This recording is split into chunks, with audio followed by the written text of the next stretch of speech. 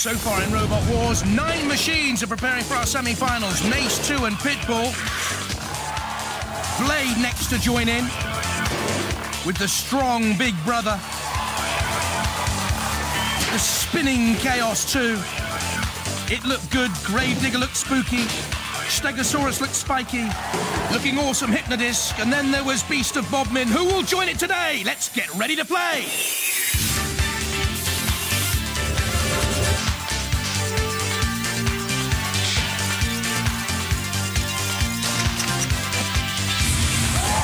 Ladies and gentlemen, please welcome the man who thought a drill instructor was a DIY expert, Craig Charles. Think about fish for a moment. Little fish get eaten by big fish get eaten by bigger fish, and the really big fish are made to jump through hoops and clap their flippers for American tourists. Blimey, nature's cruel. Luckily for us, life's no longer a case of survival of the fittest. If it was, I'd have been eaten long ago. No. Us humans have to get one over on each other in a different way.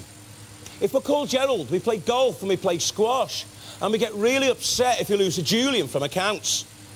But those of us with a chin build robots and have them fight out our animal instincts for us.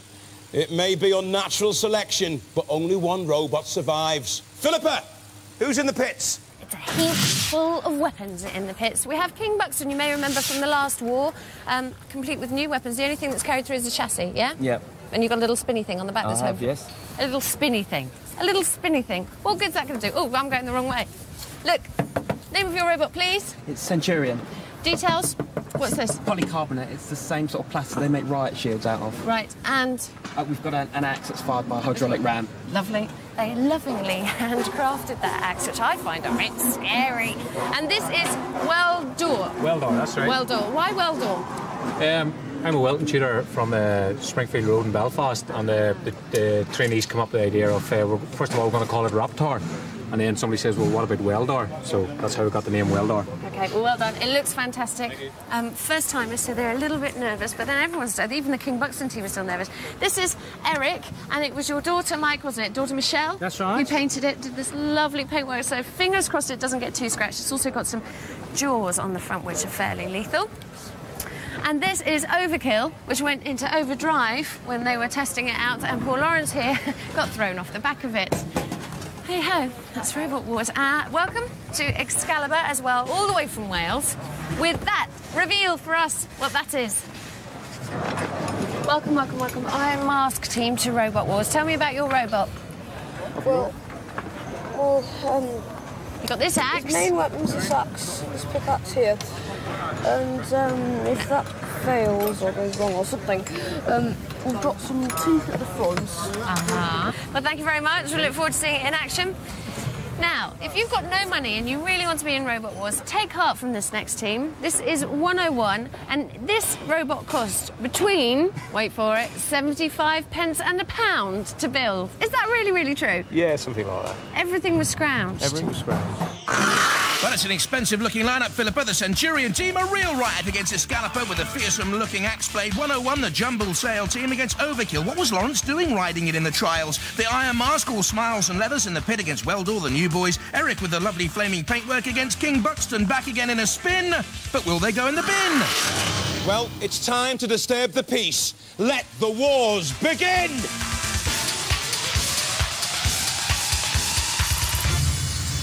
From Essex, Centurion. An axe and ramming lifting forks make this formidable. The weapons fueled by nitrogen, the chassis mild steel, the shell polycarbonate and aluminium. This Centurion will go roam in the arena 4 to seize them all. Hi, my name's Ray, this is my brother Matt, and this is our friend David. This is our robot Centurion, and we are Team Centurion. We have a pneumatic forks at the front and a pneumatic axe at the back. The body is polycarbonate with a steel chassis. It's powered by 2 Bosch Industrial 750-watt motors, and we have lights at the front as well, so we can see where we're going. From Wales, Excalibur.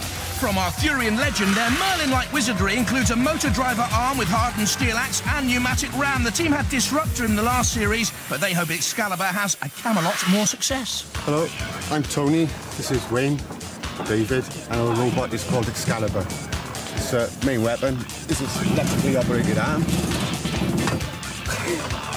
and pneumatic lifting device on the back. And we hope to do some damage.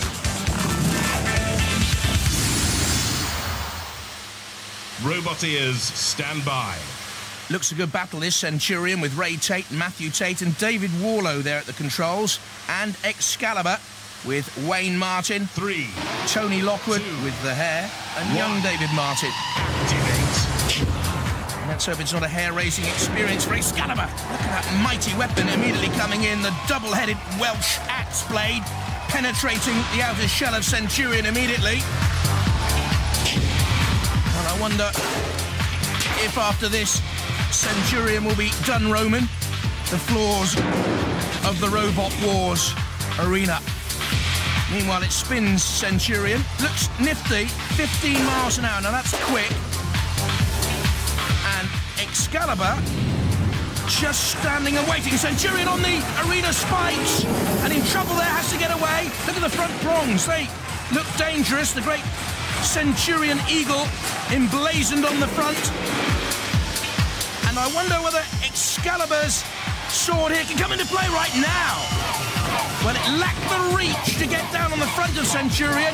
Driving now back towards the CPZ, the Corner Patrol Z of Killalot. Coming out with the lance spinning tentatively, but no more. Drops back into his CPZ. And now a question of who can shove who around the arena floor.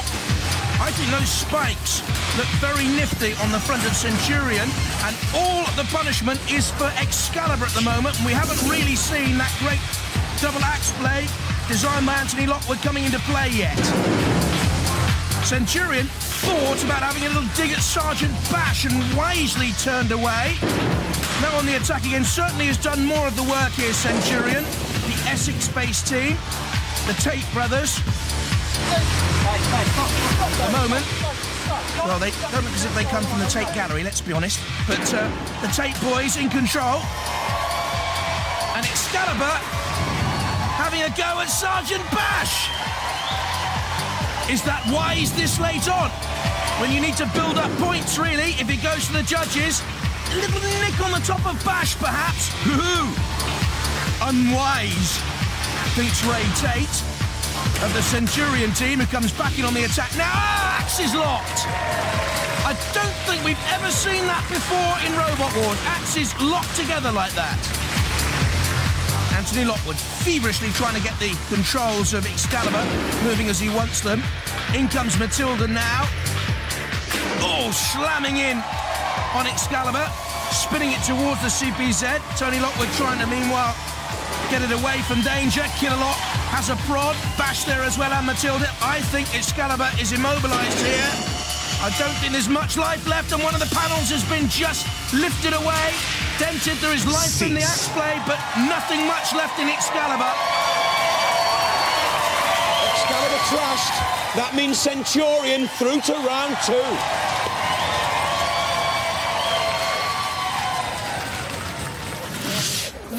Victorious, well done to you. Thank you very much. That riot shield stuff's fantastic, isn't Yes, it? It works really well. Yeah.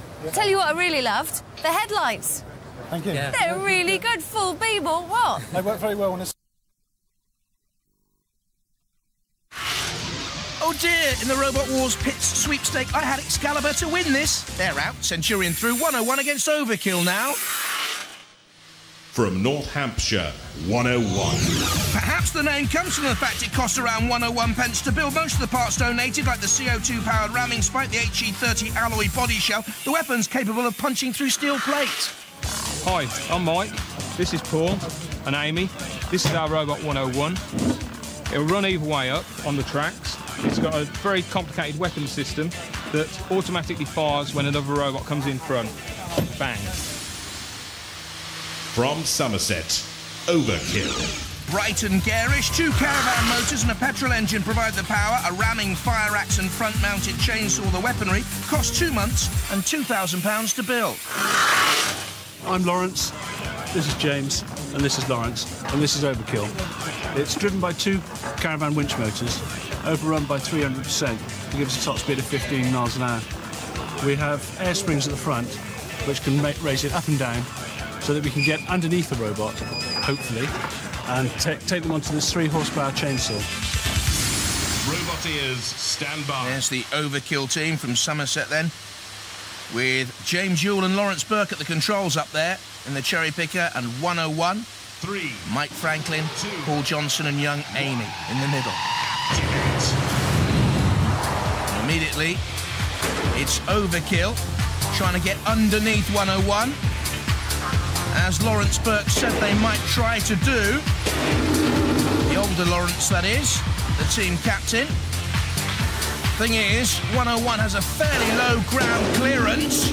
It is riding piggyback up on Overkill. The tank track spinning furiously to get it away from the dreaded pit. Look at this.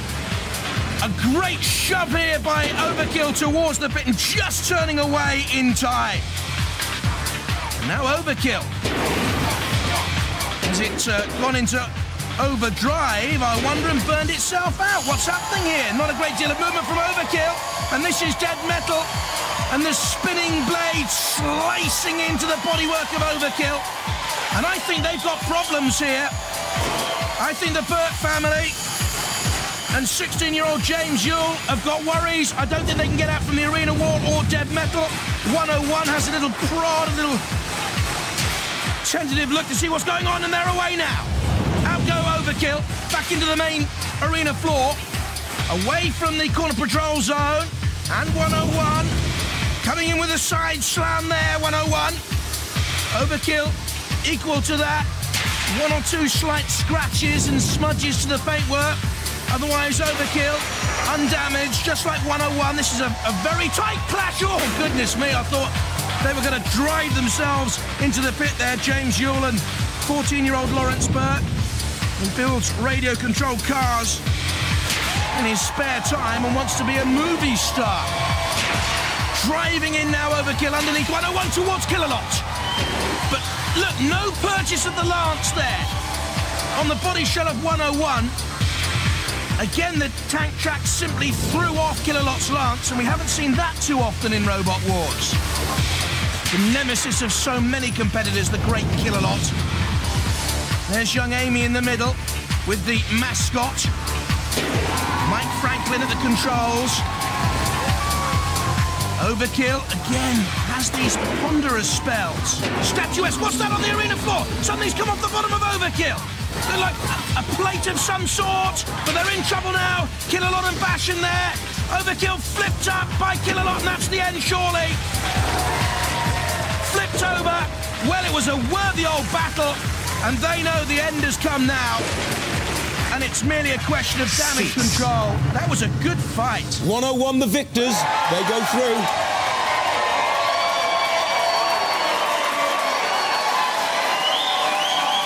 It's got a rangefinder on it, so you just drive up to the robot, and as soon as it sees another robot, bang, it fires.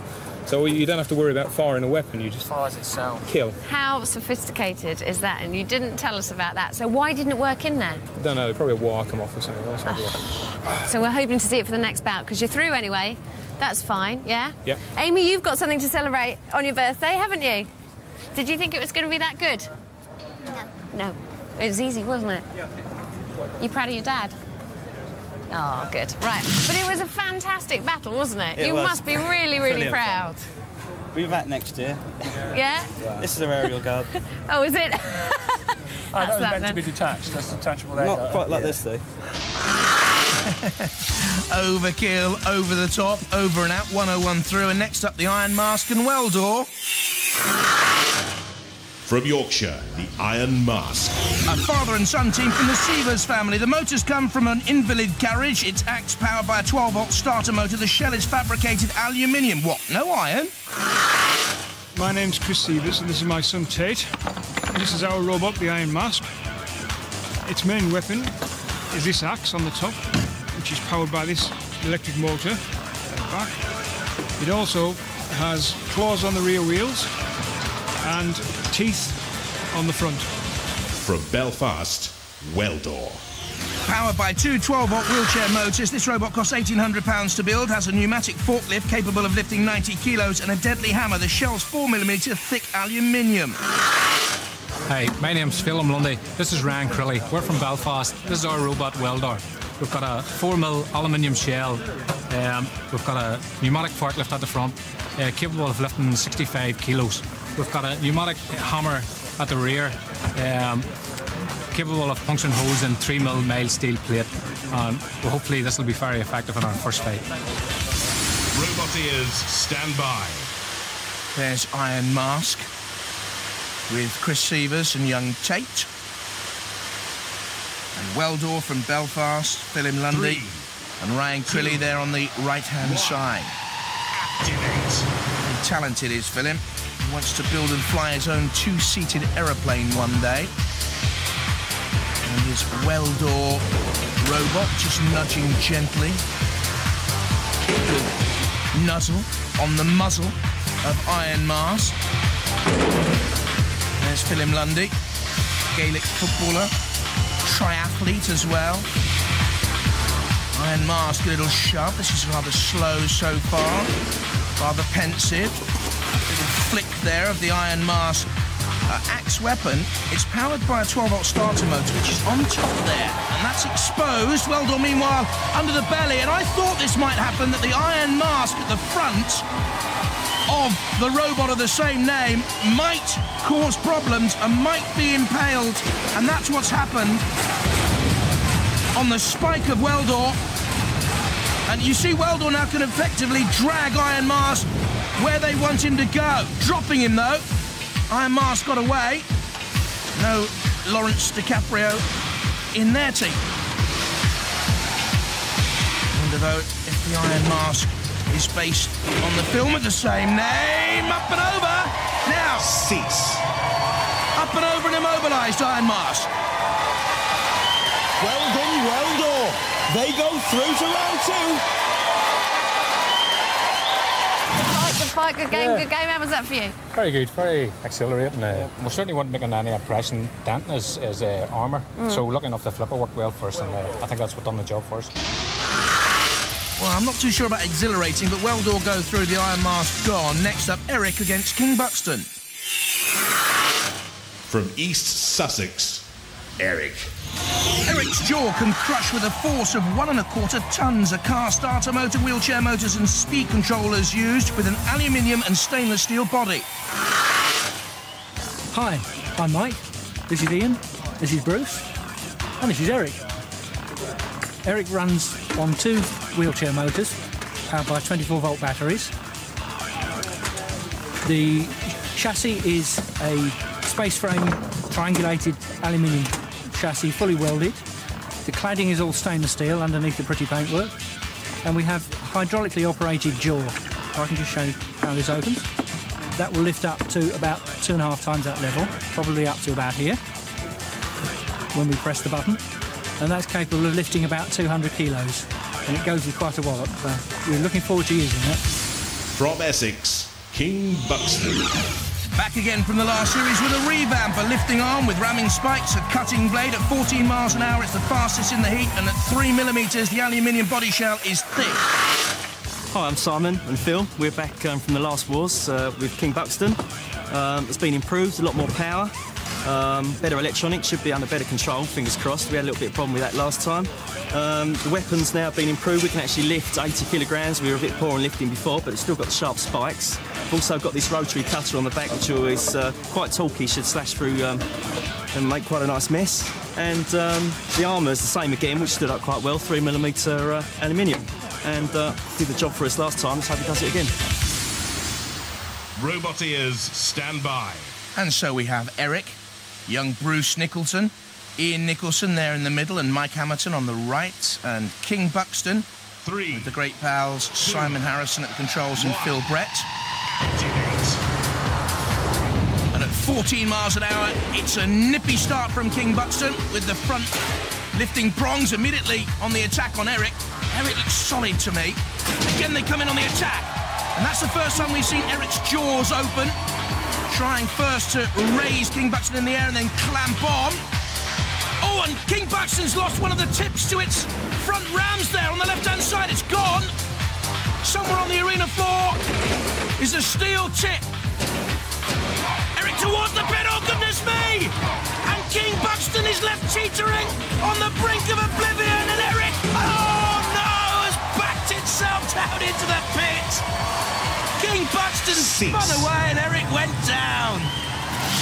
Look at this. You'd have thought then King Buxton was going to go, but it's Eric reversing into the pit. You won't see that in a driving lesson.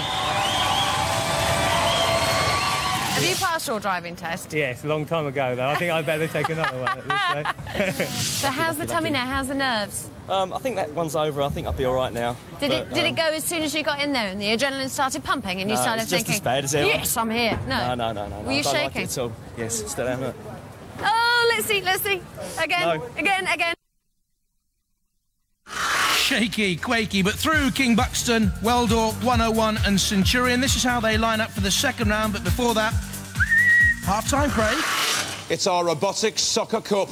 Hey, let the trials begin.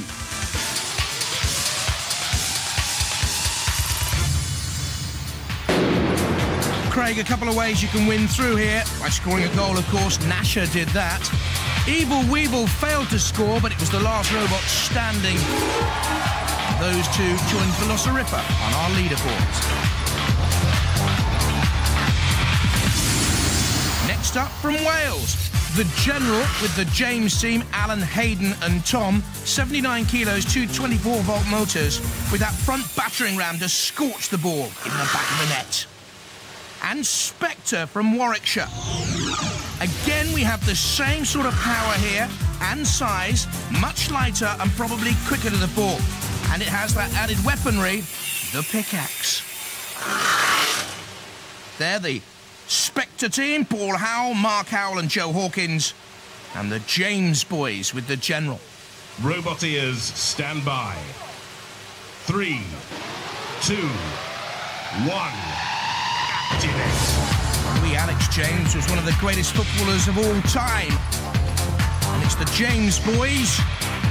No Jessies in there with the General. Matilda comes in. Intervention. A slide challenge from Matilda. And of course, the house robots defend that goal. As if their very lives depended on it. So, no good actually tackling one another there, boys. You need to get hold of the ball. Studded, of course, to give it grip and purchase on the arena floor. And it's the General with the control. And I thought that front ram may well come in useful. Matilda with the block, the General over the line though! And the General it is who scores the goal. And the General goes through, getting beyond Matilda's intervention. Down that side wall. Matilda will come across again with another block, but beyond the tusks. And into the back of the net, a slight deflection off Matilda, it counts, and the General scores. The General goes through on our leaderboard after those 4 matches so far.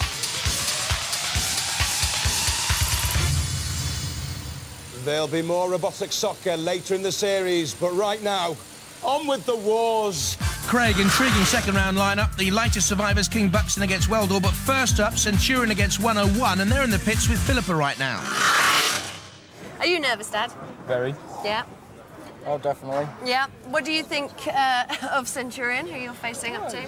Quite a mean-looking animal, I think. It was a magnificent first round for Centurion. Any tactics? Well, just hit it. Smash it. Keep out of the pit. Any tactics? Any ideas of what you can do? Run away or fight, which one? Run away! Oh, bless your heart. All right. They've got tactics. I'm not telling you what they are, though. What are yours? Well, win. That's it. No, we just go out there and just do the best we can, really. You know, hopefully lift him, push him into a pit, but who knows? He's a very good opponent, so very good opponent. He is, yeah. So we'll see how we go from there, really.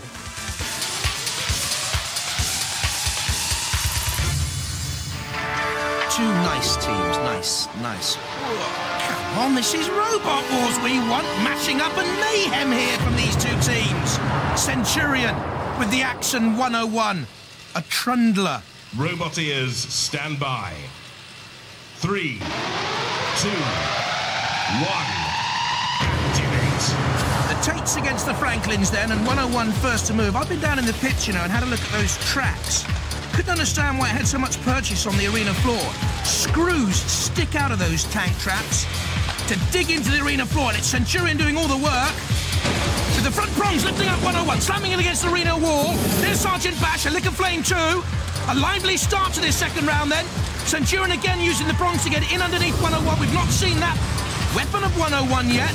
The little spike, which is said to come into play on contact with an opponent. Well, we haven't seen that yet. Centurion with the, again, eagle showing clearly. Turning away like some great First World War tank. Slamming against another here. There is the weapon though of 101. Did you just see it flicking out there like a snake tongue? Didn't cause any damage. There it is, look. Goes back in, 101, off the arena. Spikes, using its own spike to nudge it against Centurion. Centurion lifts, throws into the CPZ, so Bash can come in with its front pincers. Also attacking Centurion. And the Tate team, Ray and Matthew Tate. Ray Tate wants to go and work for NASA, the space agency. Well, hardly a performance out of this world for either of these robots so far. Although it looks as if 101, I thought it was going to come in with a slam there on the side panel of Centurion, which is stuck as it on the arena wall. 101 on the attack. Is Centurion here immobilised? Let's have a look. There you can see the front prodding prong of 101, and still Centurion embedded on the arena wall and can't get away, and I think is immobilised here. Killalot agrees with me. The eyes are blinking of Centurion, but there's no one upstairs. And they are in real peril now. Killalot senses, so does Dead Metal. It's all over for Centurion. And the Roman wars are about to come to an end here. Et tu, Killalotte. Infamy, infamy. They've all got it in for me. The Centurion boys would cry. Oh dear. They're out. Well done, 101. Well, Centurion marches no longer, despite his mighty axe. 101 goes through to the next round.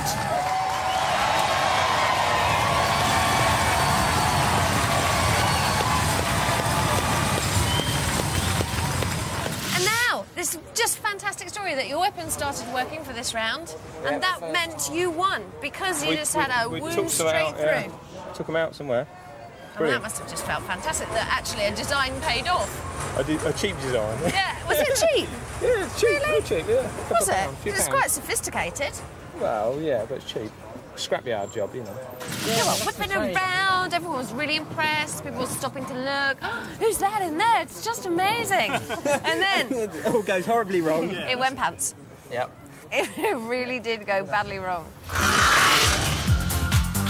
Badly wrong for Centurion 101 into the heat final with either King Buxton or Weld-Dor then. Right, OK, hold on. Oh, that's much better. You see, you're all right now, aren't you? Fine. Feeling very confident? Not very confident, but you get a bit more confidence to go through it, and I'm feeling OK. So how do you feel about your competitors? It's going to be a shame if we knock them out. They're really nice guys, but... Are they? Yeah, we really like them. We're on our bench to see them. We're sort of like our mates now, you know, but they've got a good axe on there. A bit scared of that. Could cause us some damage, and if we try and push him around, he's going to think he's going to try and dig it in the ground, stop us pushing him around. Oh. But we're going to try and push him about a bit. So those are your tactics? Push. Yeah. Push them about a bit. Try and lift okay, him and up, survive. Okay, I mean, and nothing I need to know about, no technical traumas? No, a couple of scratches. Yeah, I know, that's not technical trauma. This is for us. So it's vanity, for goodness sake. Good luck. Thank you. Hello? Hello. You're all alone then? No, I've got No, oh, you're there. Yep, Hello. They say they quite like you because you've been sharing a bench. Do you quite like them? Or has it kicked in now and you hate them because they're the opposition? Only when we get into We're friends now, so no, No, this is ridiculous. What kind of a battle is this going to be? Love and peace. I'll give them a few technical traumas unless they get it on here.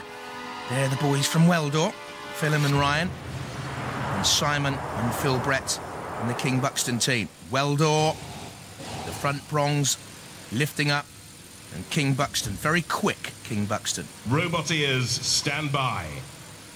3, 2, 1, activate. Difficult one to predict here. Although King Buxton's on the attack. And there you can see the speed, trying to manoeuvre itself into position to get those front prongs now re-tipped into action against Weld-Dor. You can see the great axe blade on top of Weld-Dor coming down. Although with the power of an ostrich feather, it would seem. Spinning away very quickly there, King Buxton. Coming in on the attack, the slam on the side of Weld-Dor. Look at this, using those front prongs beforehand, but not there, coming in on the side of Weld-Dor. Not a great deal of damage caused. I wonder if they were trying to buckle one of those front lifting arms of Weld-Dor. King Buxton. Phil Brett in the King Buxton team, my kind of man. His dream job is to be a beer taster. King Buxton now, look, has the front prong underneath the wheel arch of Weld-Dor, and that means it can push Weld-Dor around. Weld-Dor needs to free itself here. Phil Lundy at the controls, can't do anything. That's King Buxton dragging Weld-Dor across the arena floor for one purpose. To push it towards the pit. Towards the pit. Oh, they're trying Simon Harrison there. Just to turn Weld-Dor towards the pit. And now it's Weld-Dor's turn. No. King Buxton pushes onto the arena wall now, Weld-Dor. They're perplexed. What to do? Still, you see, that wheel arch has been perforated. The other wheel arch has been sliced to ribbons. In comes Shunt. You can see where the damage is being caused. The front prong of King Buxton, no release though. Immediately comes back in on the attack. If it goes to the judges, don't forget they will mark on damage, control, style and aggression. And certainly King Buxton's been the more aggressive robot, and again the tip's come off, and indeed the front arm, it hasn't come off, the tip has been totally bent and buckled. And now it's Weld-Dor's turn to lift. King Buxton up, just away. And I don't know, but I think Weld-Dor here has been immobilised, and it could be. Moments ago, we saw a problem with the wheel on the left. Oh, look at Killalot in with the pincers. Merciless. Oh, off goes the ostrich feather. No weapons left then on Weld-Dor, and I'm sorry, boys, very little hope. Now, I think you see the wheel on the other side of Weld-Dor can't spin because the metal has come down there and stopped it moving. Weld-Dor in peril and plucked into the air by Killalot, at the mercy of the house robots now, hanging like a pendulum. Its life hanging by a thread, and the thread about to be severed, one would think. Oh no, what you don't want to do, King Buxton, at this stage is take on the house robots like Shunt. That's a bit daft. And there, the very life thread of Weld-Dor is severed. And the winner is King Buxton.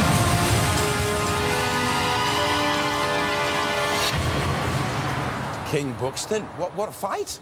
Not bad. It seemed like a battle of engines, though. Who had the most powerful engine? Yeah. I mean, you're going to have to put some new spikes on, but I think we'll be OK. Do you think you can go all the way? You did well last time. We'll see about that. I just go one step at a time, see how we do. One step at a time. Ladies and gentlemen, give it up for King Buxton!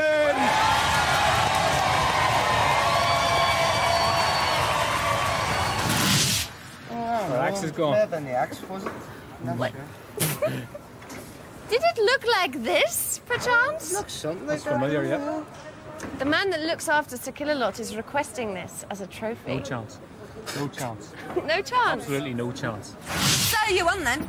We won then. We had to go for a bit, though. A little bit of damage on the spikes. Oh dear, there. it's completely bent. Yes. No, both of them are had to cut completely those bent. off and put some new ones on, I think. Yes, I think you will. Yes. And congratulations on being such lovely friends and having a little go at Sir Killalot like that. Well, that's So it's like a little just a little flea titchy on go. it. Killalot's just been on to me, King Buxton. He wants your phone number. In the final, you're up against 101. Well, we've got two robotic rams about to go head-to-head for a place in our series semi-finals, and one of them's going to get fleeced. This is how they got there. 101. First of all, disposing of Overkill. Very, very tense that was. And then Centurion Though Centurion on the attack, it was 101 who came through in the end, using the weapon. And this is King Buxton against Eric. Backing itself into the pit. That was splendid. And then Weld-Dor, of course. But damage sustained there, the front prong of King Buxton. Causing problems to Weld-Dor, impaling it, and Weld-Dor eventually pitted. Own identity badge. It's very good. We like that. Now, is Bunny going to give me another wave? Yeah, when you're on your way up? OK, because I think that was a good luck thing. I think that worked for you last time. Do you think it's going to work this time, Bunny waving? It better do. We want revenge. You want revenge? We want revenge, because they beat us last time with Robo-Dor. Oh, I remember. Yes, the 101 team were represented by Robo-Doc in the last wars, and King Buxton beat them. Driving in underneath Robo-Doc. Time and time again. But the judges have gone for King Buxton! And it didn't go down too well. OK, Who would have thought it'd come to this? Yeah, I know. I know. We're going to have to fight like demons to beat him. Are you? But we must beat him. What, I mean, you're quite well matched in terms of Yeah. height and weaponry, aren't you? Yeah, it's going to be so tough. It was tough last time. It was just hardest thing. I mean, he's just such a good robot. He's just best track robot here.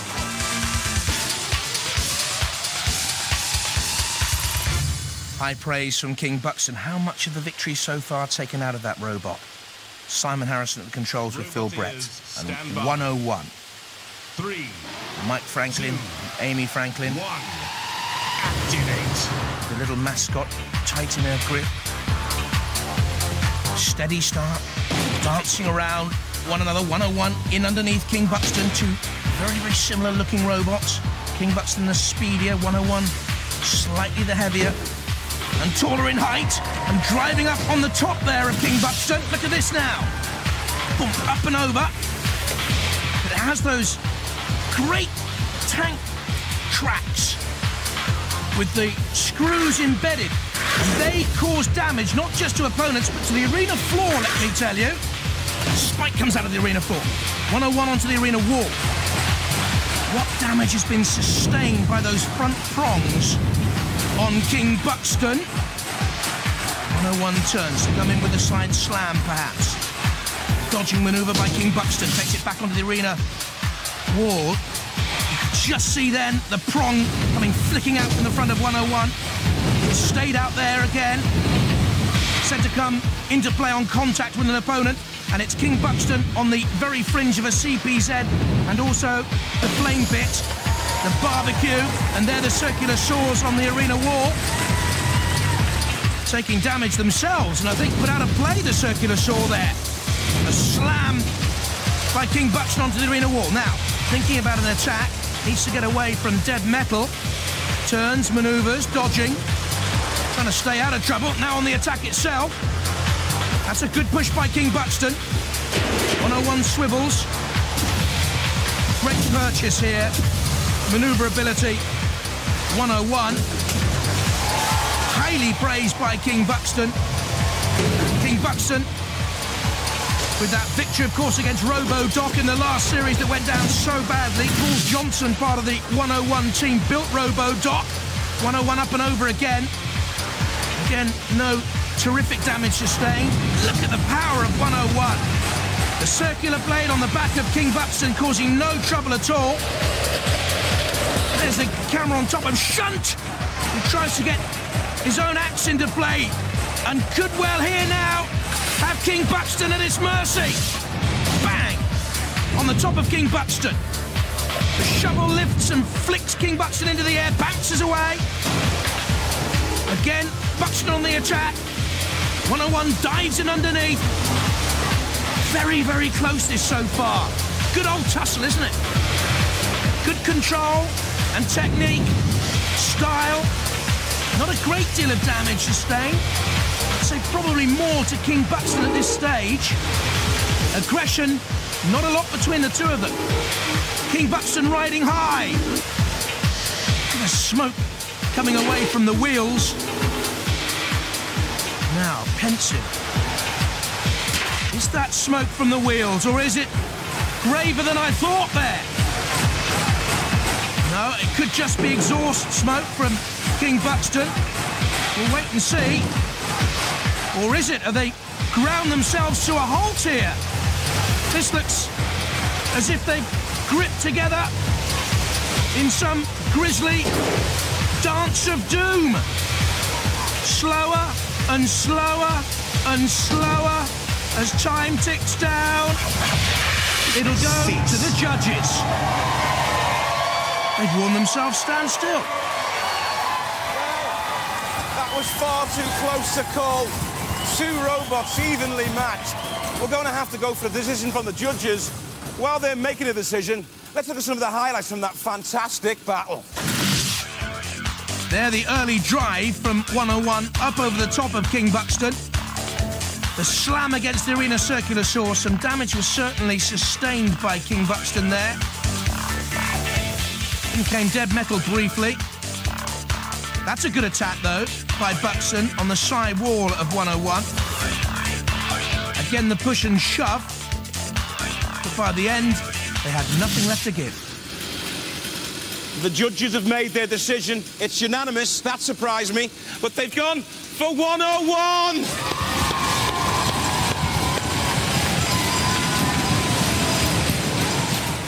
Can you believe it? You're through to the series semi-final. Well, that was for Weld-Dor. The revenge was sweet, was it? Revenge was very sweet. So how do you feel you're going to do in the series semis?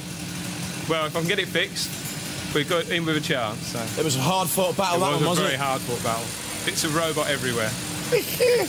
Give it up for 101!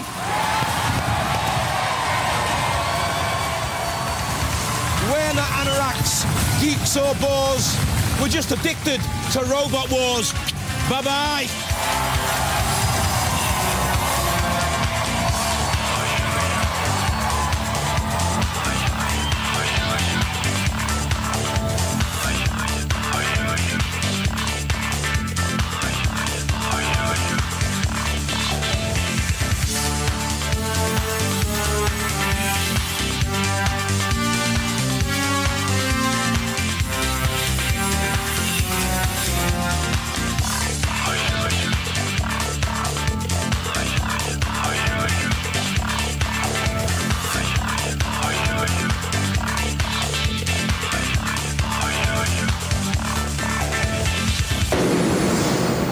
First 10 seconds, I was so excited I broke the control stick off the steering.